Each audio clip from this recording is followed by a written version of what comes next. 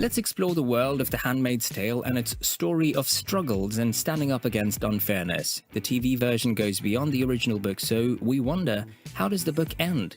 In the show, when June leaves in the first season and we don't know what happens next, it raises a question. We look at what's similar and different between the book and the show. Also, there's a new spin-off show coming based on the Testament, which could make the story even bigger. Without further ado, let's get right into it. Hulu's adaptation of The Handmaid's Tale has extended well beyond Margaret Atwood's original source material. While the TV series concluded its 5th season in 2022, the show has considerably broadened the scope of the 1985 novel. This is particularly evident in the expanded role of the main character, June Osborne, also known as Offred and portrayed by Elisabeth Moss. Both the book and the show are set in a dystopian rendition of the United States. In this altered reality, a religious group named Gilead assumes control after the Second American Civil War. The original story concludes with Offred's uncertain fate, whereas the TV series takes her journey in new and expanded directions.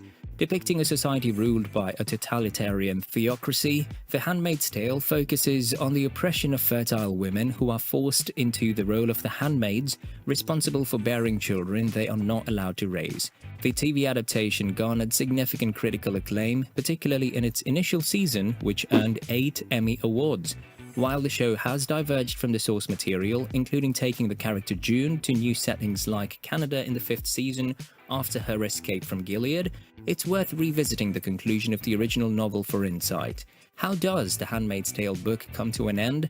By the way guys, make sure to subscribe for updates and give a thumbs up to this video.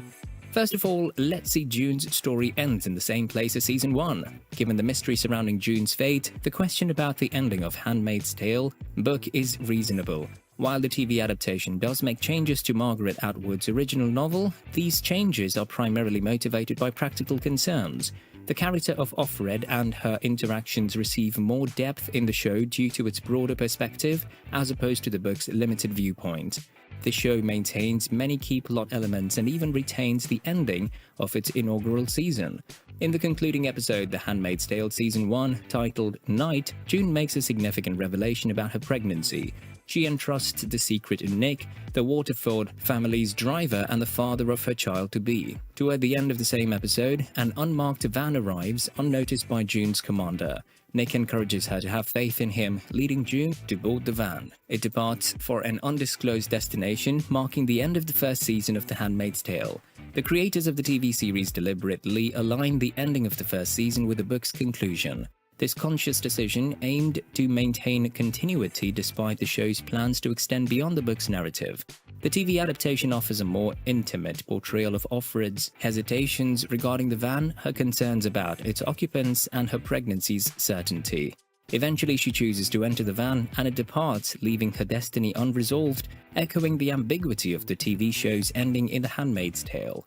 Next, Gilead eventually falls, and June's diaries are found. How did the book, The Handmaid's Tale, end in a way that inspired 6 seasons of television storytelling?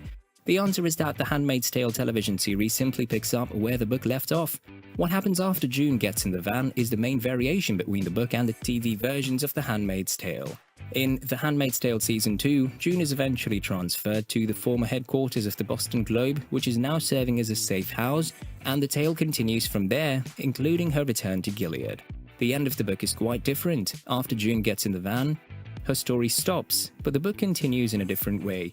It jumps ahead to the year 2195 when an academic lecture is happening. The person giving the lecture, Professor James Darcy Peixoto, talks about what happened in Gilead. He mentions that June's story, even though her name is not confirmed, was recorded on tape. These tapes let future generations know about her experiences. But the professor also says that the tapes don't tell everything about that time, even though they provide a lot of information about it. The epilogue of The Handmaid's Tale is crucial. It reveals that Gilead has collapsed and that the tapes from the past have been found after many years. This implies that society has gone back to being like it was before, where women have had their rights restored. This is shown by a woman named Professor Marianne Crescent Moon speaking at the event, indicating that women can hold important roles again. But even though things seem better, there's still sexism around. Professor Peixoto, who is giving a lecture, makes a disrespectful joke about Professor Moon and doubts Offred's story. This part of the book might appear happier because Gilead is gone, but it's another strong message from Atwood about the unfair patriarchal society we live in. The TV show's closest approach to mirroring these events was the letters June received in its first season. These letters, written by the Handmaids, aimed to reveal Gilead's reality to the world outside. A similar occurrence unfolded in the second season when the letters were made public in Canada, even though Gilead remained powerful.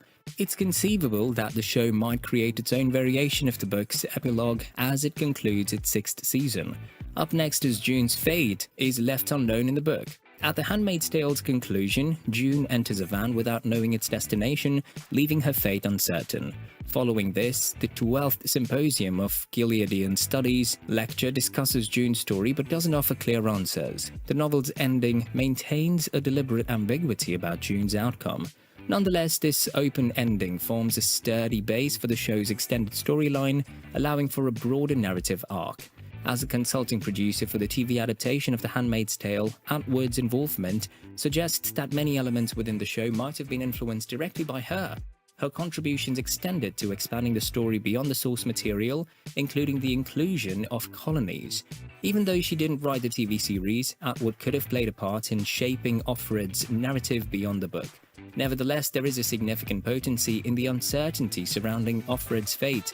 This absence of a clear resolution empowers readers to make their own choices, to believe she successfully escaped, or to consider the tragic possibility that escape wasn't feasible. And lastly, the new Handmaid's Tale book is getting its own series. In 2019, Margaret Atwood released her latest book in the Handmaid's Tale series titled The Testaments. Many readers anticipated finding an answer to the question of how the original book concludes. However, in The Testaments, June's ending, where she's taken away in a van, as seen in the first season's finale, remains unchanged as her definitive departure. The Testaments expands on June's story to some extent, but her initial ending remains the official one. Instead of focusing solely on June, The Testaments introduces the journeys of three women, one of whom is Aunt Lydia. This new book is set 15 years after the events of the original Handmaid's Tale and features narration by Aunt Lydia, Agnes, and Daisy. It has been recently announced that Anne Dowd is set to reprise her role as Aunt Lydia. The Testaments spin-off narrates the eventual downfall of Gilead and the roles that these three women play in its downfall. Even though June isn't a central character in the new book, there is a reference to her in the epilogue, leading many to speculate that she was involved in the May Day resistance movement. While it's unfortunate that Handmaid's Tale TV series is concluding after the upcoming season, the silver lining is the forthcoming Aunt Lydia's The Testaments, which will provide further depth into the fictional world. Well, that's it for today. With the story expanding beyond the book and a new spin-off on the horizon, what lies ahead for this world of oppression and defiance? Will we ever discover June's true fate, or is the power of interpretation what makes this tale endure?